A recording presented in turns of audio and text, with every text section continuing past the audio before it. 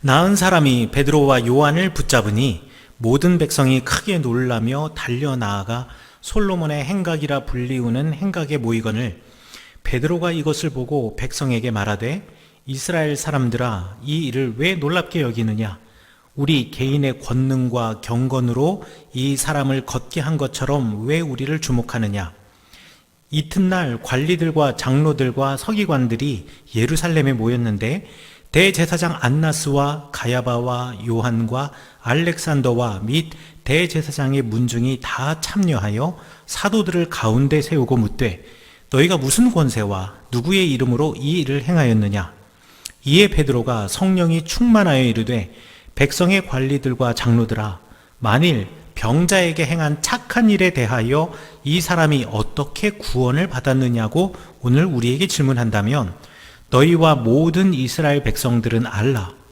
너희가 십자가에 못 박고 하나님이 죽은 자 가운데서 살리신 나사렛 예수 그리스도의 이름으로 이 사람이 건강하게 되어 너희 앞에 섰느니라. 이 예수는 너희 건축자들의 버린 돌로서 집 모퉁이의 머릿돌이 되었느니라. 다른 이로서는 구원을 받을 수 없나니 천하 사람 중에 구원을 받을 만한 다른 이름을 우리에게 주신 일이 없음이라 하였더라. 아멘.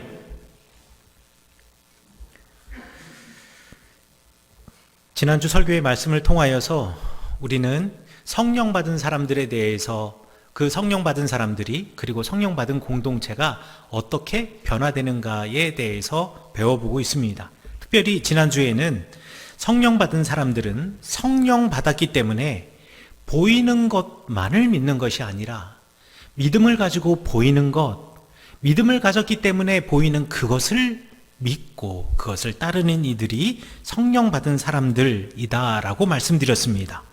또한 성령 받았기 때문에 보이지 않는 것이 보이기 시작한다라고 말씀드렸죠.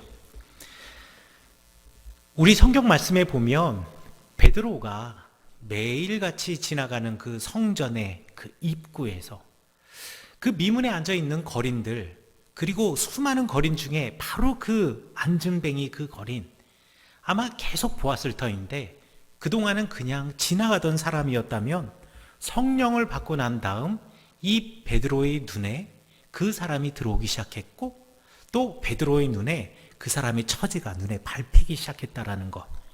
이 모든 것들이 성령의 은혜라고 말씀드렸습니다. 그래서 성령 받은 베드로와 요한은 그에게 정말 필요한 나사렛 예수를 주었고 구원을 주었으며 그 안진뱅이 태어나서부터 한 번도 걸어보지 못한 그가 걷게 되었다라고 말씀드렸습니다. 그래서 성령을 받은 사람들은 아픈 사람들이 보이기 시작하고 도움이 필요한 사람들이 보이기 시작하고 마음이 상한 사람들이 보이기 시작한다. 그리고 성령의 눈으로 주님의 마음으로 세상 사람들을 다시 보게 된다라고 제가 지난 시간 말씀드렸습니다. 감사하게도 이 성령의 역사가 지난 한 주간 우리 교회 가운데 있었음을 경험하게 된 한 주였기 때문에 얼마나 주님께 감사했는지 모릅니다. 우리 갑작스럽게 설 명절을 전후해서 우리 코로나 청정 지역인 철원 지역에 많은 코로나 확진자가 생겼습니다. 전국적으로도 수만 명의 사람들이 매일같이 코로나 확진이 되고 있죠. 이제는 코로나 확진자의 동선을 파악해서 누가 어떤 경로를, 어떤 연유로 코로나에 확진되었는지에 대해서 알 수 있는 방법도 없습니다.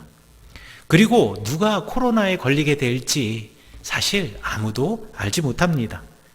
우리 교회도 예외는 아닙니다. 우리 교회에도 코로나 확진자가 있었습니다. 사람들은 이렇게 코로나 확진자가 생기면은요, 그가 누구인지에 관심을 갖습니다. 그가 누구인지에 관심을 갖는 이유는 그를 돕기 위해서가 아니라 도대체 누가 우리에게 이런 불편함을 끼치는가. 그리고 마치 그 때문에 우리가 어려움을 겪게 되고 있다. 그 때문에 우리가 예배를 제대로 드리지 못하게 된다. 그 사람 때문에 또 그 사람의 사업장이 구설수에 오를 수밖에 없는 것. 그리고 그렇게 구설수에 오르는 것으로 끝납니다. 그런데 성령의 눈으로 그리고 주님의 마음으로 하루하루 그 눈으로 세상을 바라보고 사람들을 보는 우리 성은교회 성도님들, 너무나도 감사하게 코로나로 아픈 이들, 그 아픈 이들이 얼마나 아플까, 그리고 얼마나 불편할까, 그리고 그들에게 필요한 것이 무엇일까, 무사람들과는, 세상 사람들과는 다른 눈으로 그들을 바라보시고 그들을 얼마나 아플지, 얼마나 불편할지, 지금 무엇이 필요한지를 먼저 생각하셔서 그 가정의 문고리와 그 문 앞에 매일같이 신선한 과일과 식품들을 걸어놓고 가신다라는 소식을 들었습니다. 그리고 그 전화를 들으면서 너무 교회에 감사하다라는 말씀을 들을 때마다 이게 바로 성령 받은 교회가 세상의 사람들과 다른 모습이구나. 이것이 우리 교인들이 성령 받았다라는 외적인 증거이구나. 우리 성령님께서 이렇게 역사하시는구나 라는 것을 알게 되었습니다. 이제 성령 받은 이의 삶을 살게 되신 우리 성은교회 성도 여러분들을 진심으로 축복합니다. 오늘 성경 본문 말씀의 이야기도 크게 다르지 않습니다. 오늘 성경 본문 말씀의 배경은 이렇습니다. 베드로가 날 때부터 걷지 못한 사람, 그 사람 앞을 매일같이 지나가다가 성령을 받고 난 이후에 베드로의 눈에 드디어 그 사람이 띄기 시작했습니다. 그리고 그 사람의 처지가 눈에 밟히기 시작했습니다.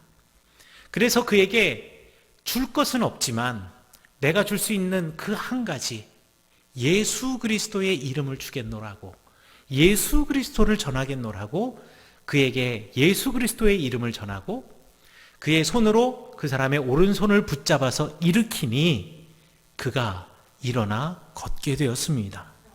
부활하신 예수 그리스도께서 이 병자를 고치셨다라는 것을 그 주변에 있는 많은 사람들이 알게 되었습니다. 그리고 사람들이 베드로와 요한의 주변으로 모여들기 시작했고, 뛰어다니고 있는 불과 바로 오전까지만 하더라도 걷지 못하던 그를 보며 사람들이 놀라워했습니다. 예루살렘 공의회는 아주 난감했습니다. 제사장들과 성전을 문 곁에 서서 그 성전을 맡은 자들과 그리고 사두개인들은 대단히 당황했습니다.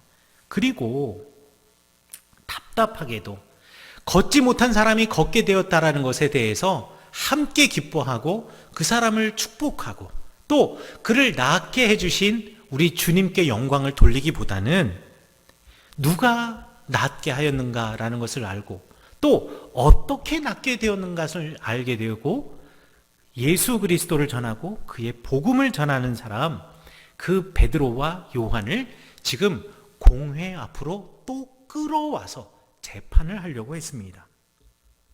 그런데 이 베드로와 요한은 과거의 베드로와 요한이 아니었습니다.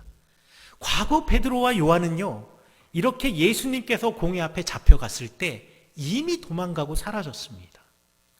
제사장 가야바의 집에 안나스 앞에 예수님이 끌려갔을 때 예수님을 모른다고 부인하였던 사람들입니다. 그러나 베드로와 요한은 예전과 다르게 그들 앞에 섰는데 당당했습니다. 마치 환난의 때에 어찌해야 하는가를 이미 아는 사람처럼 그 사람들 앞에서 당당할 수 있었습니다. 우리 누가복음 21장에 보면 예수님께서 이렇게 말씀하십니다. 너희들이 예수 그리스도 나의 복음을 전하다 보면 사람들이 너희들에게 손을 대어서 박해하는 날이 올 것이다. 그때가 되면 사람들이 너희들을 회당에 넘겨주고 옥에 넘겨주고 그리고 임금들과 집권자들 앞에 너희들이 끌려가게 될 터인데 그때 너희들은 변명할 것이 내가 어떻게 이 상황을 변명할까 궁리하지 말아라. 내가 너희에게 성령을 통하여서 모든 대적이 능히 대항하거나 반박할 수 없는 그 말을 너희들 입에 담아줄 것이다. 그리고 그 지혜를 너희에게 줄 것이다. 그러니 두려워하지 말아라. 그리고 무슨 말을 할까 미리 걱정하고 궁리하지 말아라 라고 말씀해 주셨습니다. 베드로와 요한은 당시 그 말이 무슨 말인지 몰랐습니다만 이제는 성령을 받고 나서 그 말이 무슨 말인지를 알게 되었습니다. 그러니 공회 앞에 잡혀갔음에도 불구하고 당당할 수 있었던 것입니다. 그럼 도대체 무엇이 베드로와 요한을 이렇게 바꾸어 놓았을까요? 성령님이 하셨습니다. 성령이 임하면 너희가 권능을 받는다라고 하였는데 그 권능이 복음을 전하는 말과 복음을 전하는 지혜를 주었을 뿐만 아니라 그 성령이 박해하는 이들 앞에서 당당하게 예수 그리스도를 전할 수 있는 용기도 주신 것입니다.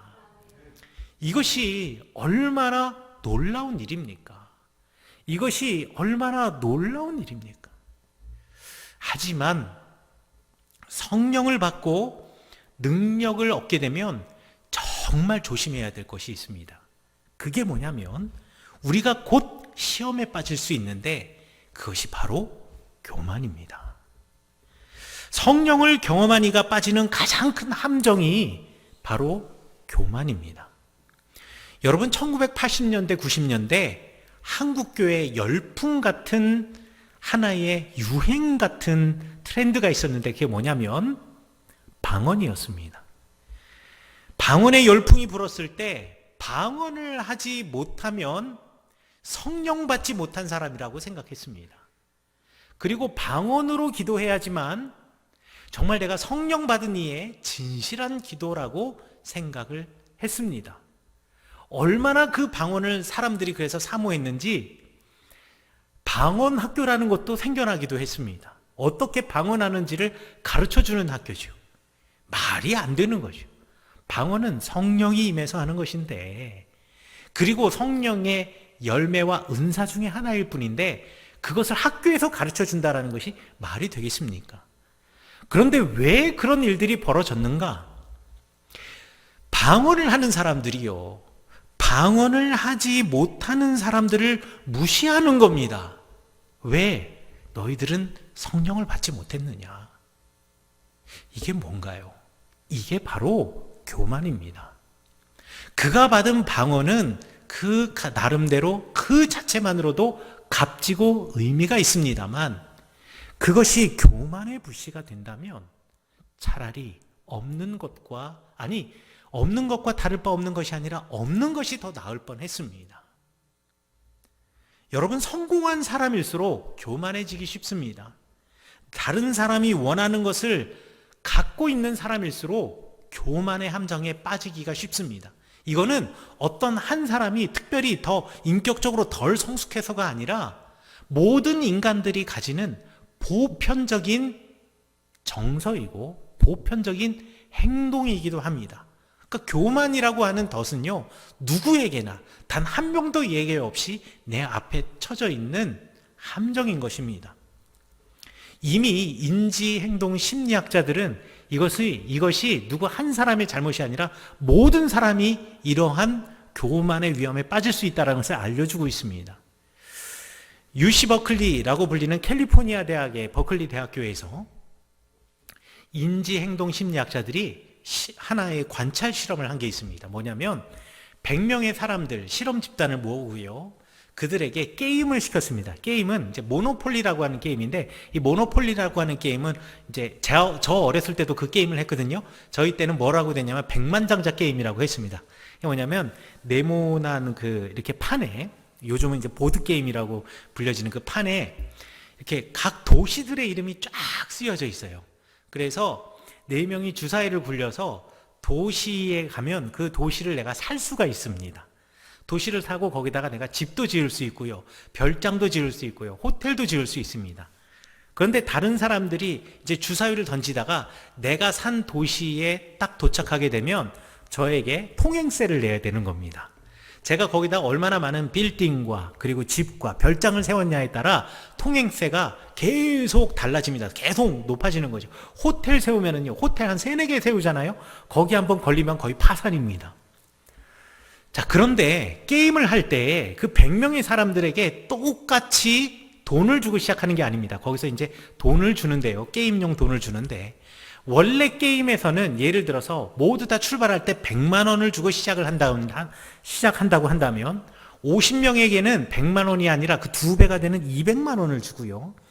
원래 50명에게는 원래대로 100만 원을 주는 겁니다. 그리고 주사위를 던져서 이렇게 한 바퀴 돌고 나면 한 바퀴 돌고 날 때마다 은행에서 이제 월급을 주게 돼 있는데, 예를 들어서 원래 주는 월급이 30만 원이라고 한다면 이 200만 원을 받은 사람에게는 월급을 2배가 되는 60만 원을 주는 겁니다. 자, 그러면 이 게임에서 누가 이기겠습니까? 10중 8구 더 많은 돈을 가지고 있는 사람, 더 많은 돈을 받은 사람이 이기게 돼 있습니다. 왜냐하면 도시도 가격이 다 달라요. 비싼 도시가 있고요, 싼 도시가 있습니다.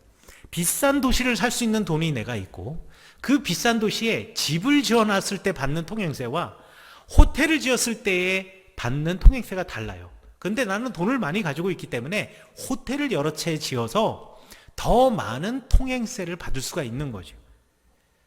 그래서 이 경기가 다 끝났을 때 모두가 예측한 대로 200만 원 받았던 사람들이 다 이겼습니다. 그런데 말이죠, 이 실험은 누가 이겼냐가 중요한 게 아니라, 게임을 하면서 그러면 200만 원 받은 사람과 100만 원 받은 사람들이 어떤 태도로 게임에 임하느냐, 이거를 관찰하는 게 이 게임의 목적이었던 거예요.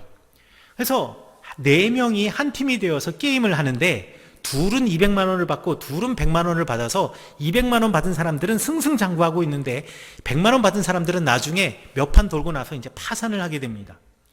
파산을 했는데 말이죠, 게임이 진행되면 진행될수록 부유한 참가자들, 그러니까 200만 원 받은 사람들, 이 받은 사람들이요, 점점 게임을 하면서 그 단어 사용하는 거나 말의 뉘앙스를 보니 점점 무례해지는 겁니다. 그리고 자기의 능력, 내가 이런 큰 도시를 소유하고 있어 라는 것을 과시하고요, 그 다음에 상대방 참가자를 무시하는 겁니다. 이런 행동이요, 50명 받은 사람 중에 한 명 열애 없이 전부 다 조금 더하고 덜함의 차이는 있지만 말 속에서 그것이 드러나더라는 겁니다. 이 실험을 통해서 알 수 있는 것, 우리 모두가 남들이 가지지 않는 무언가를 내가 소유하고 있거나 남들이 가지지 못한 어떤 능력을 내가 가지고 있게 되면 곧 교만에 빠진다라는 겁니다. 사실 처음부터 남들이 없는 더 많은 것을 가지고 시작했던 사람입니다. 그런데 게임을 하다 보면은요, 내가 더 많이 갖고 시작했다라는 것을 잊어버린다는 거예요. 그리고 이것을, 내가 더 많은 것을 가지고 시작을 했다라는 것을 인정하지 않고, 야, 내가 판단을 정확하게 하고 전략이 좋아서 내가 이겼다라고 사람들이 생각하게 되더라는 말입니다. 왜냐하면 사람의 본성, 심성의 기저에는요, 내가 드러나고 나의 능력을 과시하고 싶은 욕구가 있는데, 그 욕구가 내가 가지고 있는 외적인 어떤 그 도움, 이런 것들을 갖다가 전부 다 무시하고 오로지 내 능력만 자랑하는 사람으로 바뀌게 한다라는 것이죠. 여러분, 우리가 긍지를 갖는 것, 어떤 일에 대해서 내가 어떤 능력이 있고 내가 무엇을 할 줄 안다라는 자랑을 하는 것, 이것은요, 죄가 아닙니다. 뭐 그렇게 할 수 있죠. 그건 당연한 걸 수 있습니다. 그러나 내가 어떤 것, 내가 무엇이다, 나는 어떤 사람이다 라는 긍지가 교만으로 넘어가는 것은 순간입니다. 내가 자랑할 수 있으나 내가 이것을 자랑함으로 다른 사람을 무시하거나 다른 사람에게 무례하게 대한다거나, 내지는 내가 가지고 있는 것을 나만 누리고 다른 사람이 그러한 어려움을 당하거나 다른 사람이 부족한 것을 그저 당연한 그 사람의 능력에 따라 당연하게 받는 것이라고 생각하고 그 사람에게 눈 감는 순간 우리는 교만의 덫에 빠져들게 된다라는 것입니다. 신앙생활도 마찬가지입니다. 우리가 주님으로부터 받은 것을 자랑할 수 있습니다. 그러나 우리가 거둔 결과나 열매 그리고 성과, 이 자랑거리에서 내가 이 능력을 주시고 이러한 기회를 주신 하나님을 빼버리고 무슨 자랑거리이든지 자신의 힘만으로 이루어졌다라고 생각하는 순간, 내 능력으로 성취했다라고 생각하는 순간 우리는 교만의 함정에 빠질 수밖에 없습니다. 왜냐하면 우리는 원래부터 그런 사람이기 때문에 그렇습니다. 그러나 여러분들 이거 꼭 기억하시기 바라겠습니다. 하나님은 교만한 자를 꺾으시고 겸손한 자를 높이시는 분이시라는 것입니다. 그리고 겸손한 자를 높이 들어 더욱 사용하시는 분이라는 것입니다. 바울이 그렇습니다. 여러분, 바울은 기독교인을 박해하던 사람이었습니다. 그런데 예수님을 만나고 성령을 받은 후에 바울이 완전히 바뀌었습니다. 로마 제국의 이곳저곳 회당을 돌아다니면서 예수 그리스도의 복음을 전하는 사람을 박해하던 바울이 성령을 경험하고 난 다음, 예수님을 만나고 난 다음에 로마 제국 곳곳에 예수 그리스도의 복음을 전하기 위해서 돌아다니는 사람으로 완전히 바뀌었고요. 신약 성경을 연구하는 학자들마다 그 수는 조금씩 다르지만 적어도 14개의 교회를 개척하고 14개의 복음 공동체를 세운 사람이 바로 바울입니다. 만약에 제가 성은교회 담임 목회자로서 제가 몇 년 안에 14개의 교회를 개척하여서 세계의 이곳저곳에 교회를 세웠다라고 한다면은요, 저 교회 로비에다가 커다란 세계 지도 하나 걸어놓고 내가 우리 교회가 그 교회를 건축한 지역마다 빨간 핀을 콕콕 꽂아가면서 그 옆에 그 교회 사진 붙여가면서 우리 교회가 이렇게 교회를 많이 건축하고 이렇게 교회를 개척했노라고 자랑할 것 같습니다. 그리고 우리 교회 찾아오는 목사님들과 성도님마다 그 지도 앞에서 우리 교회가 이렇게 선교하고 전도하는 교회입니다라고 자랑했을 것 같아요. 그런데 바울은요, 그러질 않았습니다. 심지어는 자기가 개척한 교회 공동체에도 내가 주인이라고 말하지 않았습니다. 그리스도 예수가 주인이라고, 우리 예수님이 이끄시는 교회, 머리 드시는 교회라고 자신의 모든 것을 내려놓은 사람이 바로 바울입니다. 고린도전서 15장 9절부터 10절까지 바울은 이렇게 이야기합니다. 나는 사도 중에 가장 작은 자니라. 나는 하나님의 교회를 박해하였으므로 사도라 칭함받기를 내가 도무지 감당할 수 없노라. 그러나 내가 나된 것은 이거 전부 다 하나님의 은혜로 된 것이라고. 내게 주신 그 은혜가 헛되지 아니하여서 내가 더 많은 사도들보다 더 많은 수고를 하였지만 내가 자랑하지 아니하는 것은 이것 내가 한 것이 아니요 오직 나와 함께 하신 우리 성령님께서, 주님께서 하셨다고. 이것이 하나님의 은혜로라 라고 고백하는 것이 바로 바울의 고백입니다. 바울이 어떻게 이런 신앙을 가질 수 있었을까요? 다메섹 도상에서 예수님을 만났기 때문입니다. 성령님을 경험했기 때문에 그렇습니다. 그 성령님이 이끄시는 삶을 살았기 때문입니다. 그래서 바울 선생님은 갈라디아서 2장 22절에서 이렇게 말합니다. 내가 그리스도 예수와 함께 십자가에 못 박혔나니 이제는 내가 사는 것이 아니요 내 안에 그리스도 예수께서 사시는 것이다. 이제 내가 육체 가운데 사는 것은 나를 사랑하사 나를 위하여 자기 자신을 버리신 하나님의 아들 예수를 믿는 믿음 안에서 사는 것이다.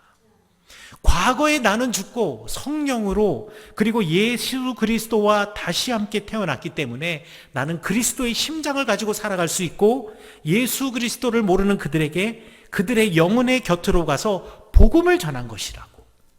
그들이 복음이 필요한 사람인지를 내가 과거에는 몰랐지만 성령이 복음을 모르는 자를 내 눈에 보게 하는 눈을 주셨고 그리고 성령께서 복음을 그들에게 알게 하려는 마음을 내게 부어주셨고, 그래서 나는 성령의 인도하심을 따라 예수 그리스도의 복음을 전했을 뿐 모든 것은 주님께서 하셨다고, 모든 것은 하나님의 은혜라고 고백했던 그 바울, 이 바울이 바로 우리가 따라야 할 겸손한 자의 신앙이고, 초대교회 사도행전에서 말하고 있는 교회 공동체의 원래 본질적인 모습인 것입니다. 오늘 성경 본문 말씀의 베드로도 마찬가지입니다. 성령과 함께 다시 태어났기 때문에 매일같이 그 미문에 앉아 있었던 그 사람이 보였고, 성령님과 함께 다시 태어났기 때문에 성령님께서 그를, 베드로와 요한을 통하여서 그를 고쳐주신 것입니다. 그런데 이때 베드로와 요한에게 큰 시험이 닥쳤습니다. 그 시험은요, 공회에 끌려간 시험이 아닙니다. 그 시험은 뭐냐면요, 베드로와 요한 주변에 수많은 사람들이 모여들게 된 겁니다.